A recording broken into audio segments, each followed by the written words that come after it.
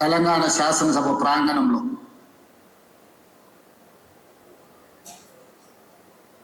Congress party Shri Rahul Gandhi గారు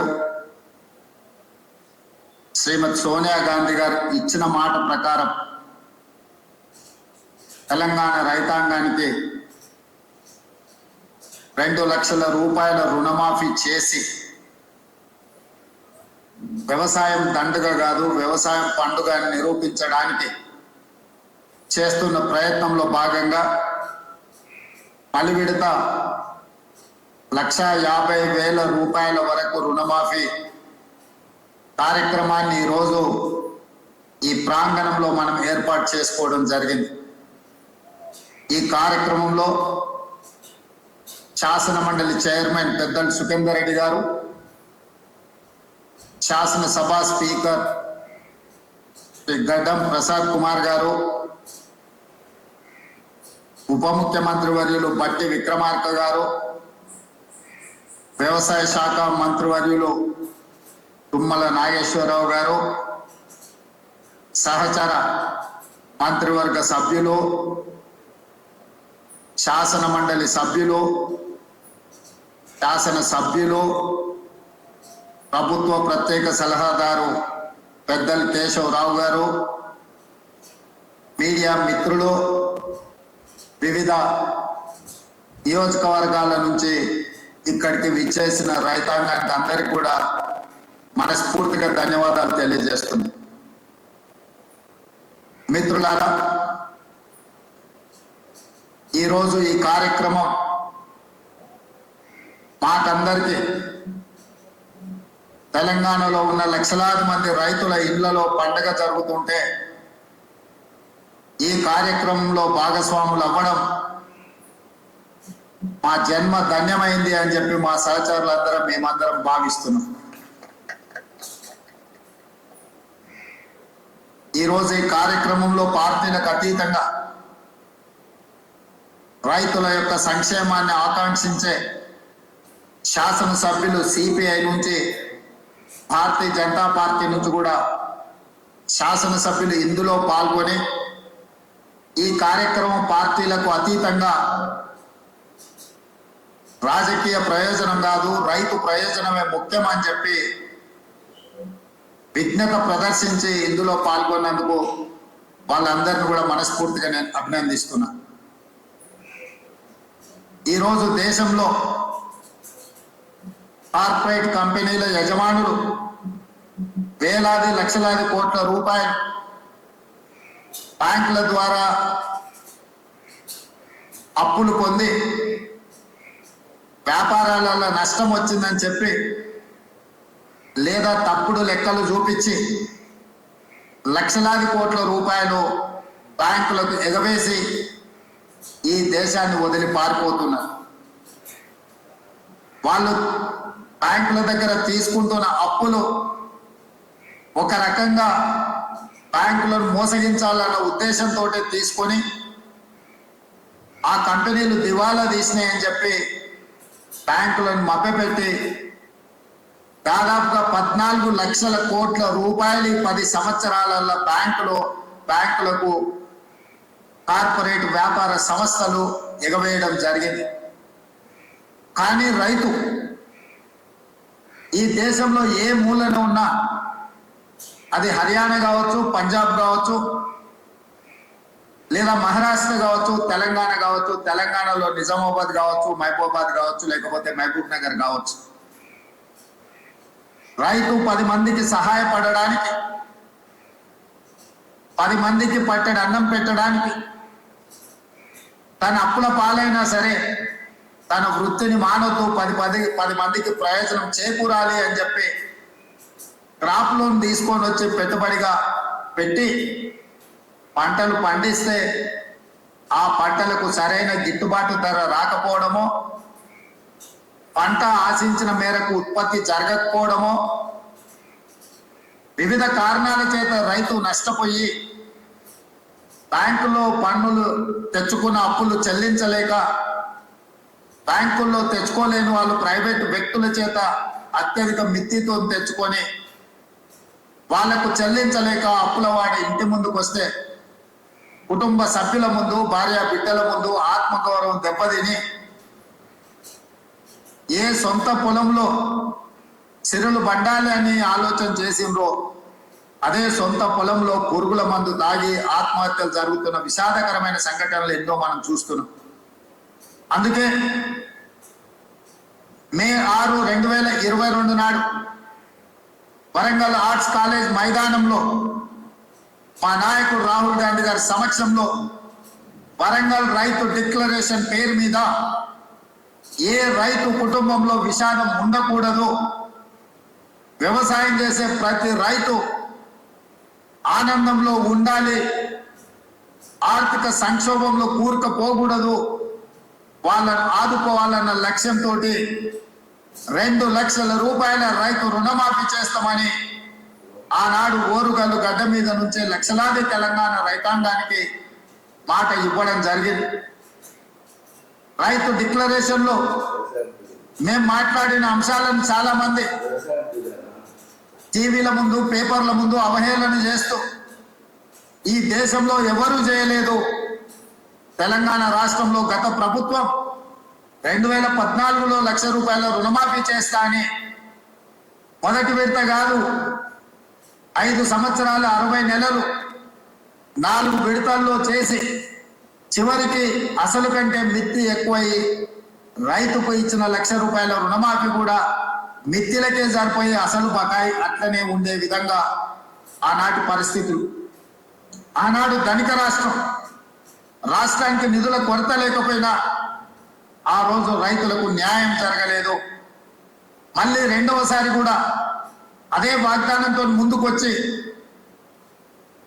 రుణమాఫీ చేస్తాం 1 లక్ష రూపాయలు అని చెప్పి అంచనాలు 19,000 కోట్లకేసి చివరికి 12,000 కోట్ల రూపాయలే రెండవసారి కూడా 4 విడతలలో చెల్లించి 7,000 కోట్ల రూపాయలు మొండి బకాయిలుగా రైతుల నెత్తి మీద అట్లనే వదిలేసి గత ప్రభుత్వము బాధ్యత నుంచి తప్పించుకున్నది. ఏది ఏమైనా 2 విడతలుగా కలిసి 10 సంవత్సరాలు 120 నెలలు కలిపితే కూడా 25,000 కోట్ల రూపాయలు గత ప్రభుత్వం చెల్లించలేకపోయింది. మేము అంచనాలేసి బ్యాంకుల నుంచి వివరాలు తెప్పించుకొని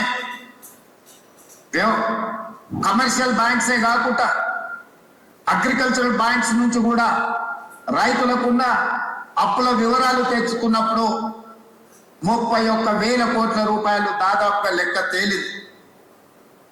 మంత్రివర్గ సమావేశంలో 31,000 కోట్ల రూపాయల రుణమాఫీ చేసి తీర్థమన్నప్పుడు అప్పుల్లో కూరుకుపోయిన తెలంగాణ రాష్ట్రం, ఆర్థిక సంక్షోభాన్ని ఎదుర్కొంటున్న తెలంగాణ రాష్ట్రం ఏ విధంగా ఈ రైతులకు రుణమాఫీ చేస్తారని చెప్పి చాలా మంది మాట్లాడడం జరిగింది. కొంతమంది శాపనార్థాలు పెట్టడం జరిగింది. వాళ్ళు చేసిన అప్పులు వాళ్ళకి తెలుసు కాబట్టి వాళ్ళు ఒక నమ్మకంగా ఉన్నారు, ఎట్టి పరిస్థితుల్లో వీళ్ళు చెల్లించరు, ఆగస్టు నెలలో ఏదైతే మాట ఇచ్చిందో మాట తప్పుతాడు అని. నేను మా ఆర్థిక మంత్రి గారు మా అధికారులతో కూలంకషంగా చర్చించి ఇటు వ్యవసాయ శాఖ అధికారులు అటు ఆర్థిక శాఖ అధికారులను అందరినీ కూర్చోబెట్టి ఎట్టి పరిస్థితుల్లో రుణమాఫీ జరిగి తీరవలసిందే, దీంట్లో ముందుకు వెళ్ళవలసిందే, ఈ సంక్షోభాన్ని ఈ సమస్యను పరిష్కరించాల్సిందే అని చెప్పి ఖచ్చితంగా కూర్చొని ప్రణాళికలు రచించి అన్ని రకాలుగా నిధుల సమీకరణ చేసి ఈనాడు 2వ విడత 6,198 కోట్లు దాదాపుగా 6,40,000 మంది పైచిలకు రైతు కుటుంబాలకు ఈ రోజు చెల్లిస్తున్నాము. మొదటి విడతలో 6,098 కోట్లు దాదాపుగా 11.5 లక్షల రైతు కుటుంబాలకు లాభం జరిగితే ఈ రోజు దాదాపుగా 6,198 కోట్లు 6.5 లక్షల రైతు కుటుంబాలకు మేలు జరుగుతుంది 2వ విడతల అని చెప్పి నేను గర్వంగా ఈ వేదిక మీద నుంచి తెలంగాణ రైతాంగానికి విజ్ఞప్తి చేస్తున్నా. ఇది మా చిత్తశుద్ధి, ఇది మా పరిపాలన దక్షత. కాంగ్రెస్ పార్టీ గురించి ఒక మాటలో చెప్పాలి అని అంటే పండిత్ జవహర్ లాల్ నెహ్రూ గారి నుంచి మొదలు పెడితే లాల్ బహదూర్ శాస్త్రి వరకు దేశ భద్రత, ఆహార భద్రతకు అత్యంత ప్రాధాన్యత ఇచ్చినాం. అందుకే ఆనాడు జై జవాన్ జై కిసాన్ అనే నినాదంతో కాంగ్రెస్ పార్టీ ప్రజల దగ్గరికి వెళ్ళింది. జవహర్ లాల్ నెహ్రూ గారు హరిత విప్లవాన్ని తీసుకొస్తే లాల్ బహదూర్ శాస్త్రి గారు ఆహార భద్రతకు సంబంధించిన నిర్ణయాలు తీసుకున్నారు. ఆనాడు బాక్రానంగల్ డ్యాం నుంచి మొదలు పెడితే ఈనాడు నల్గొండ జిల్లాలో ఉన్న నాగార్జున సాగర్ వరకు ఆనాడు పండిత్ జవహర్ లాల్ నెహ్రూ గారు ప్రధానమంత్రిగా తొలినాళ్లలోనే వ్యవసాయ రైతుల యొక్క కష్టాలను గుర్తించి బీడులుగా మారి ఎడారులుగా ఉన్న ఈ దేశాన్ని పచ్చని పైర్లతో తీర్చిదిద్దాలి అని చెప్పి సాగునీటి ప్రాజెక్టులను నిర్మించి రైతులను ఆదుకోవడం జరిగింది. వారి వారసులుగా శ్రీమతి ఇందిరాగాంధీ గారు పేదలకు అప్పు పుట్టాలి అని అంటే పెద్ద పెద్ద వ్యక్తుల దగ్గర అప్పులు తెచ్చి బానిసలుగా మారుతుంటే బ్యాంకుల పేరు మీద ప్రైవేటు వ్యక్తుల చేతుల్లో ఆర్థిక వ్యవస్థ మొత్తం బందీ అయి ఉంటే బ్యాంకులను జాతీయీకరణ చేసి పేద రైతాంగానికి తక్కువ వడ్డీలతో రుణాలు ఇచ్చే విధంగా శ్రీమతి ఇందిరాగాంధీ గారు బ్యాంకుల జాతీయీకరణ చేసి ఆ తర్వాత అధికారంలోకి వచ్చిన కాంగ్రెస్ పార్టీ శ్రీమతి సోనియా గాంధీ గారు, శ్రీ మన్మోహన్ సింగ్ గారు ఆహార భద్రత చట్టాన్ని తీసుకొచ్చి ప్రతి పేదవాడి ఆకలి తీర్చాలి, రైతులకు ఉన్న అప్పులను తీర్చాలి అన్న ఆలోచనతోని 72,000 కోట్ల రూపాయలు ఏక మొత్తంలో ఈ దేశంలో రైతు రుణమాఫీ చేయడం ద్వారా రైతాంగం పట్ల కాంగ్రెస్ పార్టీకి ఉన్న చిత్తశుద్ధిని వారు నిరూపించుకున్నారు. ఈ రోజు ఈ వేదిక మీద నుంచి నేను గర్వంగా చెప్తున్నా, ఈ దేశ ప్రజలకు ఆహార భద్రత చట్టాన్ని తెచ్చింది కాంగ్రెస్ పార్టీ, విత్తన సబ్సిడీ ఇచ్చింది కాంగ్రెస్ పార్టీ, ఎరువుల సబ్సిడీ ఇచ్చింది కాంగ్రెస్ పార్టీ, వ్యవసాయ పనిముట్లకు సబ్సిడీ ఇచ్చింది కాంగ్రెస్ పార్టీ, ఉచిత కరెంట్ ఇచ్చింది కాంగ్రెస్ పార్టీ, రైతు రుణమాఫీ చేసింది కాంగ్రెస్ పార్టీ, రైతు బీమా పంటల బీమా తీసుకొచ్చింది కాంగ్రెస్ పార్టీ, రైతులు పండించిన పంటకు కనీస మద్దతు ద్వారా చట్టబద్ధత చేసి ఇవాళ రైతులను దళారులు మోసగించకుండా పండించిన పంటకు గిట్టుబాటు ధర ఇచ్చే చట్టాలను తీసుకొచ్చింది కాంగ్రెస్ పార్టీ.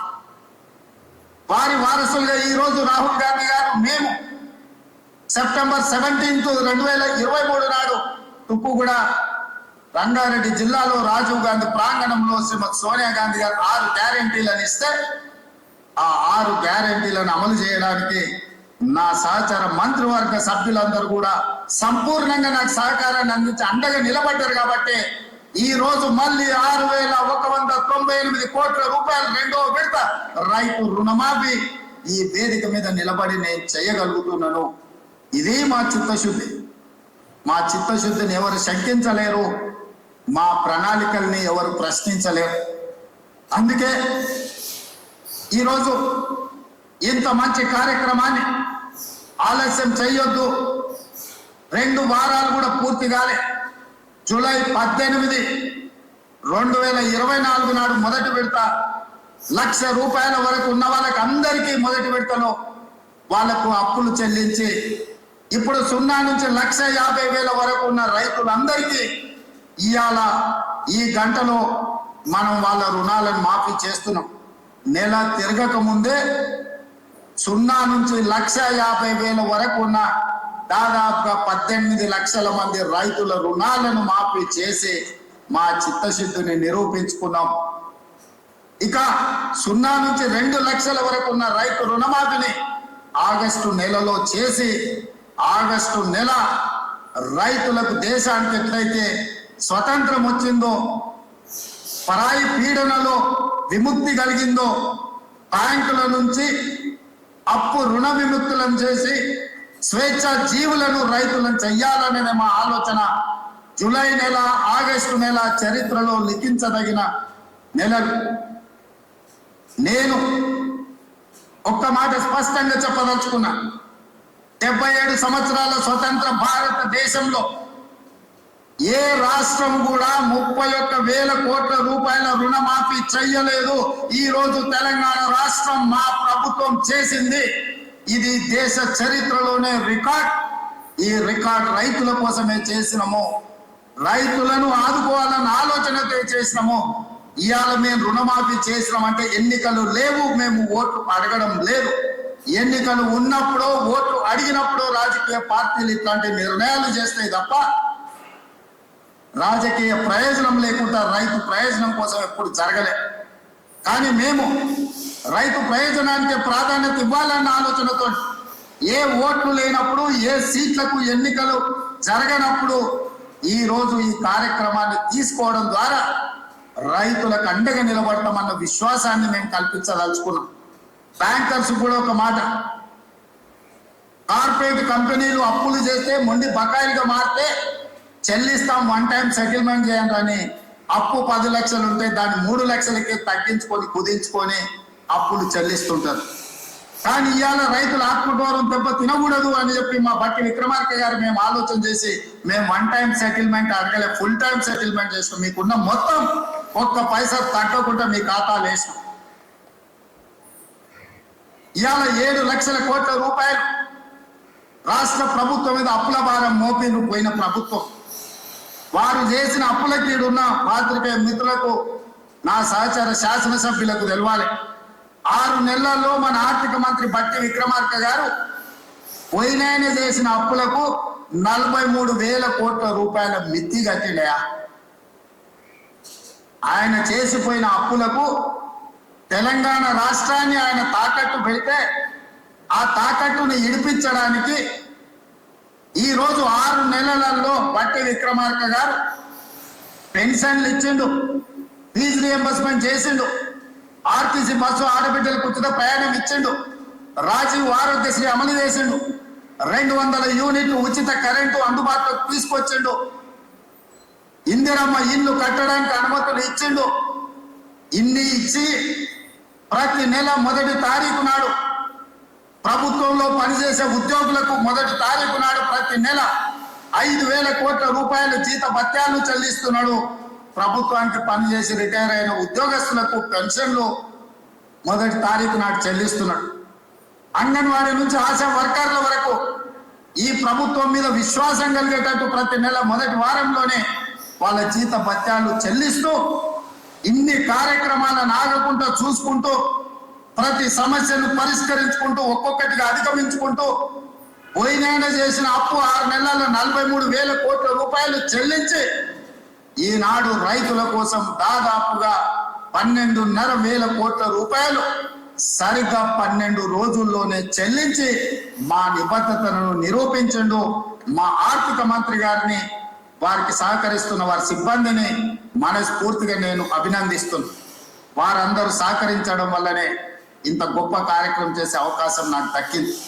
అందుకే మిత్రులారా, ఇది ఒక గొప్ప కార్యక్రమం, జీవితకాలం మనకు గుర్తుండిపోయే ఒక తీపి జ్ఞాపకం. రైతాంగం ఆత్మగౌరవంతో తలెత్తుకునే కార్యక్రమం ఇది. అందుకే ఈ కార్యక్రమంలో పాల్గొన్న మీ అందరికీ, ఇక్కడికి వచ్చి ఇంత మంచి కార్యక్రమంలో పాల్గొని మమ్మల్ని ఆశీర్వదించినందుకు, అండగా నిలబడ్డందుకు మీకందరికీ మనస్ఫూర్తిగా కృతజ్ఞతలు తెలియజేస్తూ సెలవు తీసుకుంటున్న మిత్రులారా.